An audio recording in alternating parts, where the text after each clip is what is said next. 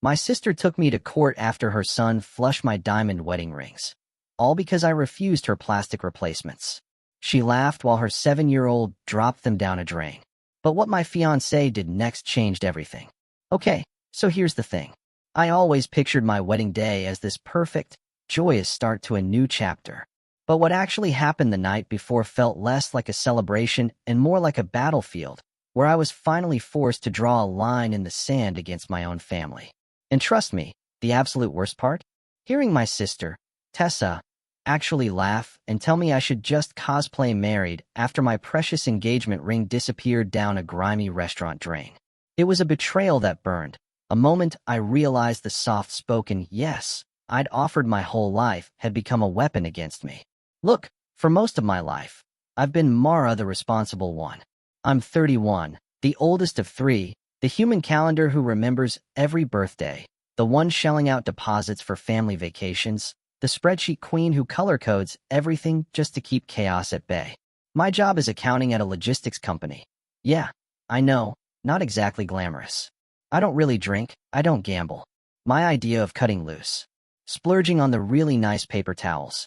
Basically, I'm the person everyone texts when they need a quick favor, which, let's be real, always translates to either my money, my time, or both.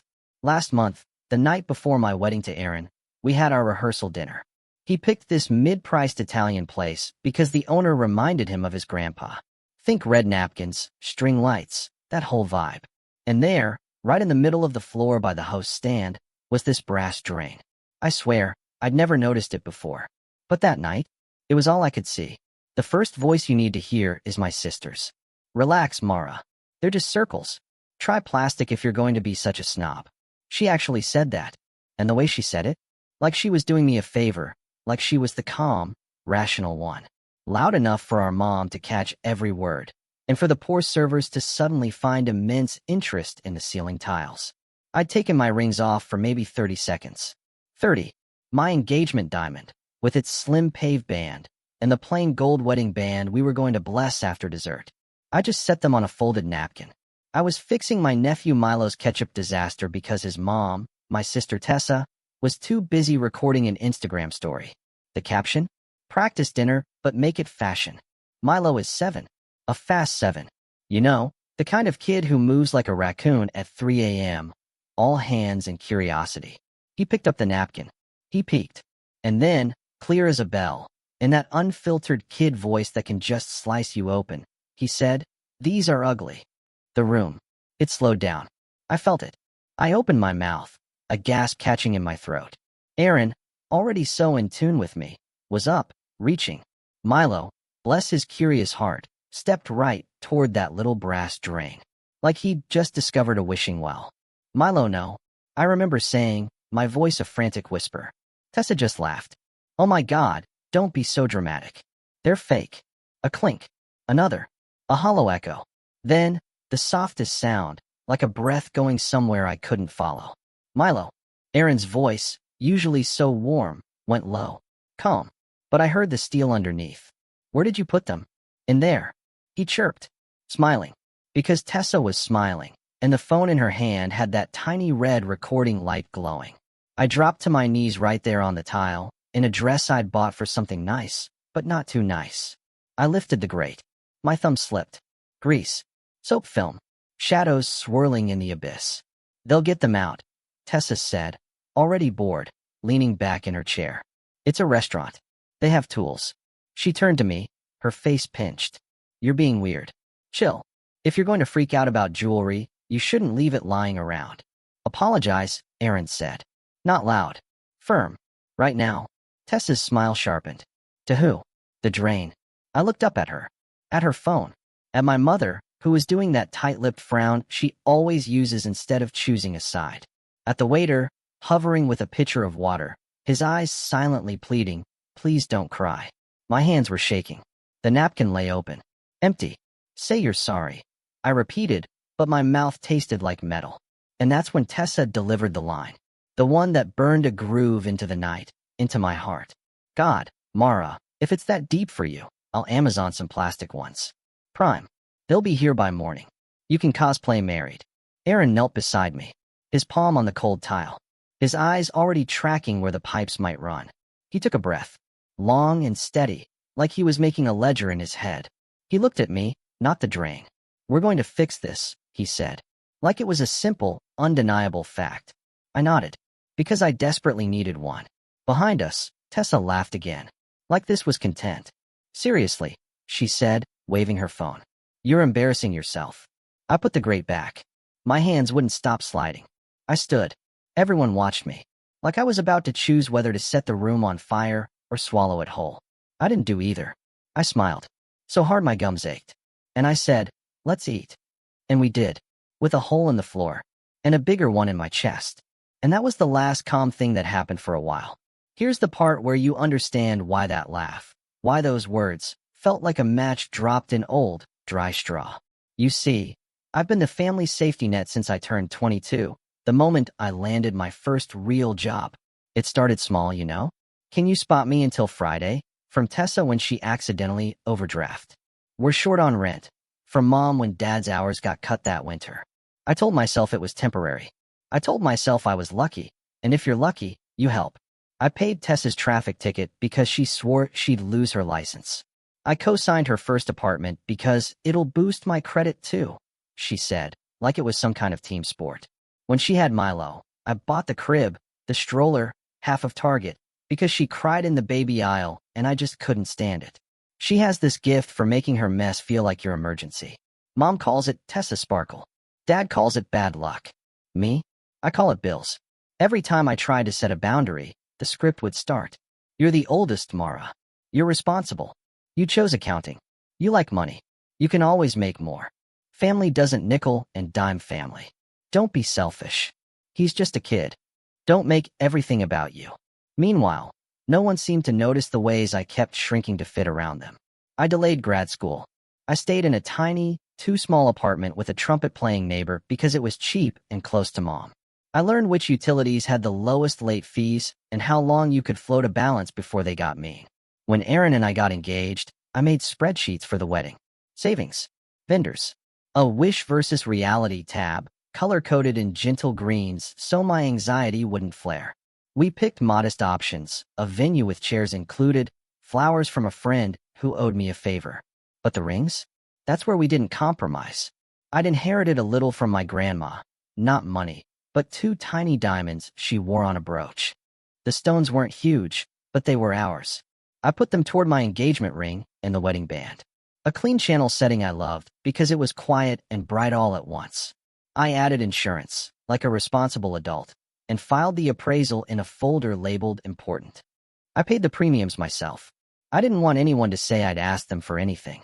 Tessa didn't congratulate us so much as she critiqued our choices. "Who does a Friday wedding? Why aren't you doing open bar? If you want the reception to be fun, you should hire a photo booth. Those are cute." Every suggestion was a price tag with a sharpened edge. And Mom's favorite line returned. "You're the one with a good job." As if good meant bottomless. 2 months before the wedding, Tessa called me crying. Her car had died. Translation, she'd ignored the oil light for 3 weeks. I paid half the repair, because the babysitter needed a ride. A week later, she asked if Milo could be ring bearer. We said yes. I bought him a small suit from a discount rack and felt this dumb pride watching him squint at himself in the mirror, like he was seeing a future where he took care of things. I wanted it to be good for all of us. I wanted the story to finally be, we showed up. Then the rehearsal dinner happened. The second those rings went down that drain, Tessa's tone changed from breezy to bored. "They're insured, right?" she said, like that settled it. As if insurance is magic. As if deductibles don't exist. As if "we'll replace them" meant no harm, no foul. She leaned back in her chair and told Milo to say sorry. He mumbled some syllables. She filmed him pouting. Caption, "Boys will be boys." I went to the owner, Matteo, to ask about the drain. He was so kind. "We close at 10, he said. "The traps are accessible, but I'll need my plumber. I can call him." He added gently, "These pipes are old. Don't stick your hands in there." Aaron squeezed my hand. "We'll do whatever you need," he told Matteo. "We'll pay for it." Tessa sighed loudly. So dramatic. Honestly, Mara, you should be mad at yourself. You left them out. Basic. Mom nodded, like it was a sermon. She's not wrong. You can't blame a child. I stared at them, feeling this yawning space open behind my ribs.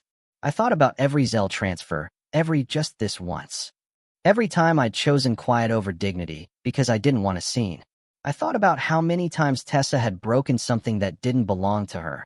A borrowed sweater, my blender, my trust, and laughed it off like gravity was personally persecuting her.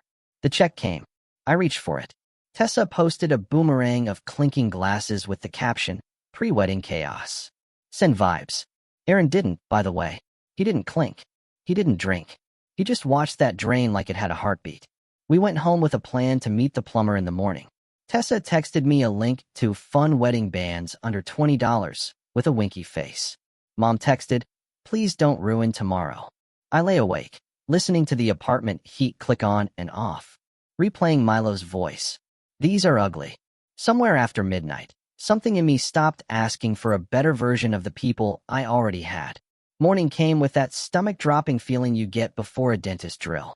Aaron was up before me. Phone in hand, shoes on. He kissed my forehead. Coffee's on. 10 minutes and we go. At 8:05 a.m., Mateo opened the restaurant early. The plumber, a guy named Luis, with kind eyes and boots older than Milo, pulled the trap. Grease, gray water, a hair tie, a penny.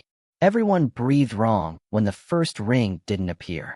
Then Aaron did something I will carry with me, something I will remember until the day I die. He didn't hesitate. He just rolled up his sleeves, reached right into that black, greasy sludge bowl Luis had brought over, and started sifting. Slow, patient, like he was panning for gold in a river, not fishing for my wedding ring in restaurant gunk. He didn't flinch. He didn't even glance at my phone, which was practically screaming with Tessa's texts. So, found your plastic? He probably read.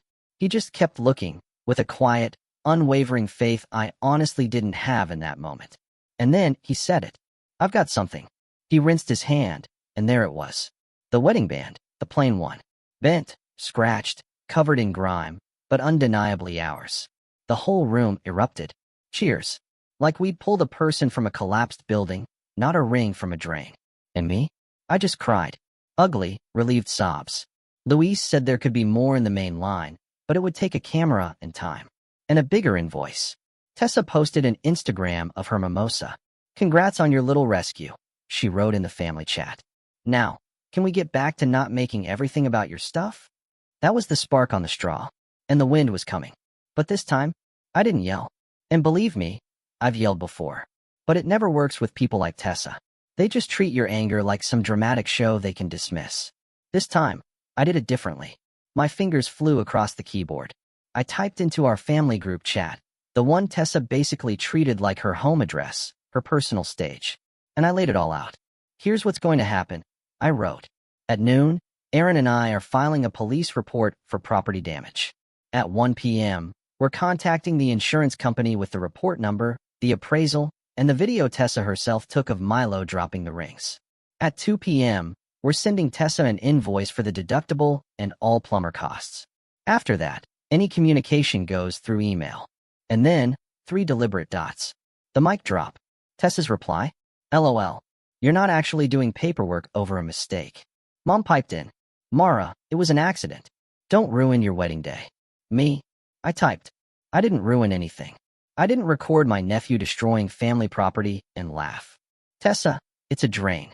Things go in drains." I bet her rings. Aaron took the phone from my hand, set it on the table, pressed his palm to mine. "You don't owe them an argument," he said. "You owe yourself a line." At noon, we walked into the precinct. Printed appraisal, screenshots of Tessa's story, a timeline. I handed the officer the manila folder. "I'm not here to get a child in trouble," I said. "I'm here to document that an adult created a situation where a child damaged property." He nodded, like he'd seen this exact movie before. "Good papers, your friend." We called insurance. The adjuster's voice went warm when she heard the phrases I'd organized in my notes. Appraisal on file, incident report, video evidence, plumber invoice forthcoming. She explained the process and the deductible. She asked if the engagement diamond had been recovered. It hadn't. She said, kindly, "We'll take it from here." At 2 p.m., I emailed Tessa, CC'd Aaron and myself. Subject, rehearsal dinner incident costs and next steps. Body, matter of fact, No throat clearing, no I'm sorry but. She replied from the hair salon. Apparently, I'm not paying for your princess meltdown. You should have held on to your toys. Don't email me again unless it's an apology. An hour later, as I was pinning my hair and trying to remember how to breathe, my phone lit up with Mom. I let it ring. Then again. Then again. I answered on the fourth try, because I knew if I didn't, she'd show up at the venue. You're breaking your grandmother's heart. Mom started. This is not who we are. Who are we? I asked. My voice was steady. People who tell a bride to buy plastic replacements because a 7-year-old flushed her rings while his mother filmed? Silence. Then the maneuver I grew up with. Your tone is very disrespectful. I'm done paying for your comfort with my silence, I said. Aaron squeezed my shoulder. I put Mom on speaker. Here's what's real, I continued. I've paid for your emergencies for 10 years. I've covered Tessa more times than I can count. I asked for nothing back. Today, I'm asking for accountability. I'm not going to absorb more debt so Tessa can laugh at consequences. Mom's voice went cold. You are heartless. Aaron spoke for the first time. No, he said. Calm as a bank vault. She's finally being fair. He hung up. We got married that evening with one ring, the bent band Luis rescued. And a plain gold stand-in, the jeweler rushed for us. Aaron slid the rescued band onto my finger first, kissed my hand, and whispered, We'll tell our kids this story and laugh, but not today. After the ceremony, during dessert, my phone buzzed with an unknown number. I didn't answer. A voicemail transcribed itself on my screen. Anyway, this is an officer calling regarding a disturbance at your mother's home. Please call back. I stepped outside. The sky was purple and noisy. I called.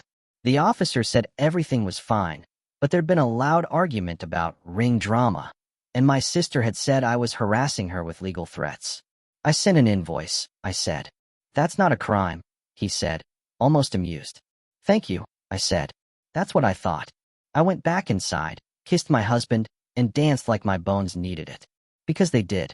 At 9 a.m. the next morning, Tessa served me a texted PDF of a small claims filing, titled Tessa M.V. Mara S. Emotional Distress and Defamation. I laughed then, sharp and tired. She'd attached screenshots of my email, a blurry photo of me kneeling by the drain captioned, Public Humiliation, and a clip from someone else's story where I'm making the face you make when your life takes a left turn in public. She wrote that I'd caused her crippling stress the day before my wedding.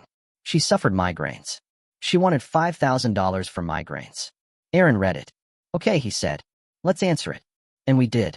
If you've never had a family member sue you, here's a fun fact. It turns every chat thread into a crime scene. Cousin Chloe wrote, Can you guys not involve the courts? It's tacky. Aunt Lena added, You're sisters. Uncle Dean said nothing, then texted me privately. Do you need a good plumber? Like we were trading baseball cards, not war stories. Mom sent a single line, You're killing this family.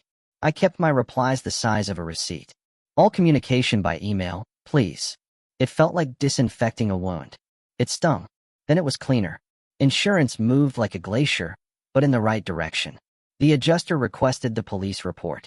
The plumber's camera footage, Luis provided it. My engagement diamond visible for one single, shining frame before the line angled, and the stone disappeared into a main pipe. Like a coin into a throat. The Instagram videos. Screenshots of Tessa's plastic replacements message. I sent everything. Date stamps, file names, like a librarian. And a short cover note. She wrote back, Thank you for being organized. This will help. Aaron handled the small claims response. He isn't a lawyer, but he reads everything twice and then reads the footnotes. He filed a counterclaim for the deductible and the plumber's full invoice. He included the video of Tessa recording and laughing while Milo did it. He attached the text where she called the rings toys. He kept it factual. No sauce. Judges like food without sauce. Meanwhile, the social hurricane spun. Tessa posted a PSA, Beware of brides who weaponize paperwork, with a selfie of her holding a heating pad to her forehead. Commenters sent heart emojis. Someone wrote, Sisters before rings. She pinned it. I didn't respond. I started muting. It felt like turning off fluorescent lights in a room where you've been trying to sleep. 2 days later, Mom called Aaron. Not me. He answered. Sweet Aaron, she began. You're logical. Can't you talk Mara down? Tessa is not sleeping. I'm not her handler, he said. I'm her husband. If you want to help, ask Tessa to apologize and pay the invoice. She can't, Mom said. Money is tight. So is empathy, Aaron said, and hung up, which is the second unforgettable thing he did. Not because it was cruel, because it was clean. No speech, no lecture, just no. A week passed. The insurer approved a partial payout, pending recovery attempts. That meant they'd cut a check minus the deductible, then chase the plumber's Hail Mary camera plan with their people. It also meant the deductible, $2,000, was firmly ours unless Tessa paid. We could swing it. We shouldn't have to. In the group chat, the narrative mutated like a virus. Now it was Mara is punishing a child. Then, she set Milo up to fail by leaving shiny objects out. Then, she's jealous Tessa has a free spirit. I screenshotted none of it, because I didn't need to gather pain like stamps anymore. On a practical level, I started closing accounts. Not bank accounts, but favor accounts. No more can you watch Milo. Texts answered with yes if Tessa asked. I said, I'm not available. No more. Can you add my phone to your family plan? You get a discount. The plan stayed mine and Aaron's. No more can you front me? The word no got easier in my mouth every time I used it. Not bitter, just firm. On the day of the hearing, we arrived in shoes that didn't squeak, and a folder that sat flat, because nothing inside it wriggled. Tessa arrived late, in a sweatshirt that said chaotic good. She looked at me like we were strangers on a bus. I guess we were. The judge asked for opening statements. Tessa went first. She used words like trauma and harassment and public shaming. And she cried at the end, the delicate kind that photographs well. The judge didn't blink. Our turn. Aaron stood. He wasn't dramatic. He explained the facts, in order. He referenced exhibits. He said, we are not seeking to punish a child. We are asking the adult who laughed while filming to share the cost of the consequences she made possible. He played the clip, the one Tessa had posted, and the room went the specific kind of quiet that happens when everyone hears what they heard and nobody can pretend they didn't. Milo's little voice, the clink, Tessa's laugh, try plastic. Tessa's attorney, a friend of a friend who clearly owed her a favor, objected to the tone of our evidence. The judge said, overruled. The video speaks for itself. Then she looked at Tessa. Ma'am, did you encourage your son to handle the rings? I didn't encourage, Tessa said. I didn't discourage. It all happened so fast. Did you tell your sister to try plastic? Tessa paused. It was a joke. Noted, the judge said, in the tone of a person noting where a leak is. She ruled like a calculator. Tessa's claim denied. Our counterclaim granted. Amount, full plumber invoice plus deductible, payable in 30 days. The judge added, if you believe you were defamed for being asked to share responsibility, you misunderstand defamation. We left the courtroom into sun so bright I had to squint. Aaron put his arm around me. Breathe, he said. I did. It tasted like the first real breath I'd taken in weeks. That night, Mom called. I let it go to voicemail.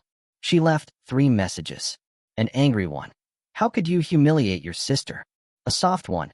I know you're hurt, sweetheart. And a practical one. Can we work out a payment plan? The pivot, like a weather vane. Tessa texted exactly once. You're disgusting.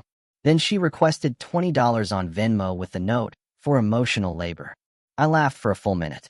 Then I blocked her. Here's the part nobody tells you. After you enforce a boundary, you feel lighter. And lonelier. It's both.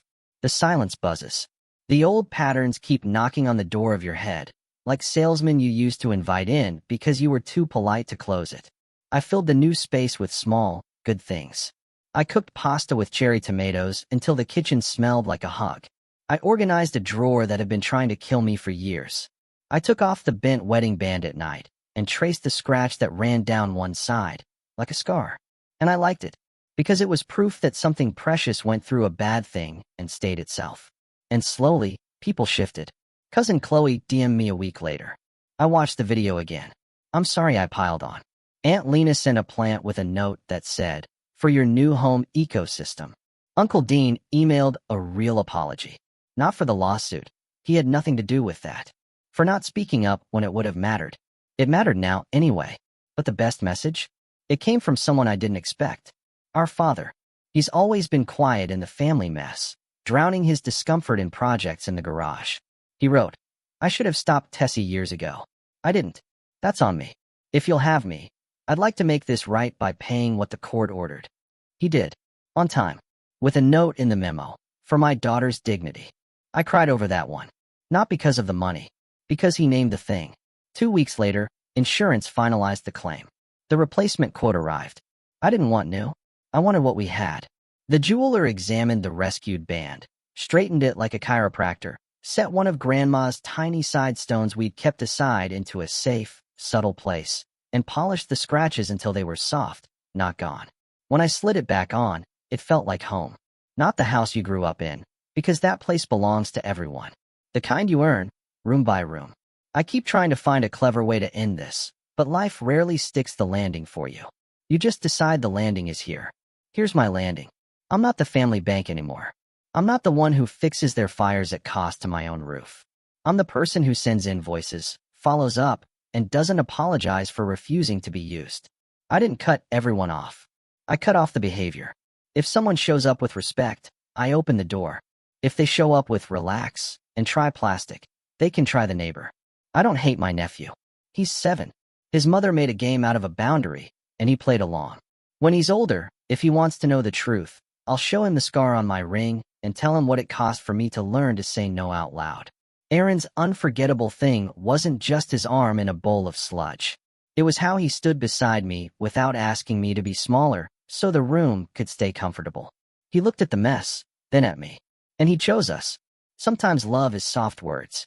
Sometimes it's a steady hand on a line you finally drew. Tessa still posts. Of course she does. The algorithm is her altar. There are entire weeks when I don't think about her at all. Then a memory taps me on the shoulder.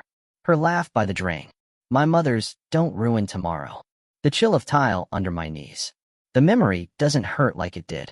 It's just information now. A map of how I got here. If you're watching this because your family taught you that your wallet is your worth, or that the responsible one means you're a resource, here's the moral I wish someone had handed me years ago, printed on something you can't crumple. Love isn't a blank check. Kindness isn't an open line of credit. And boundaries? Boundaries aren't cruelty. They are, quite simply, the price of having a self. My ring is a little crooked if you look closely. Good. So am I. Bent, not broken. Paid for, not owed. And when I hear laughter now, I check where it's aimed. If it's at me for keeping what's mine safe, I let it pass through. Like water through a pipe that doesn't keep anyone else's trash anymore.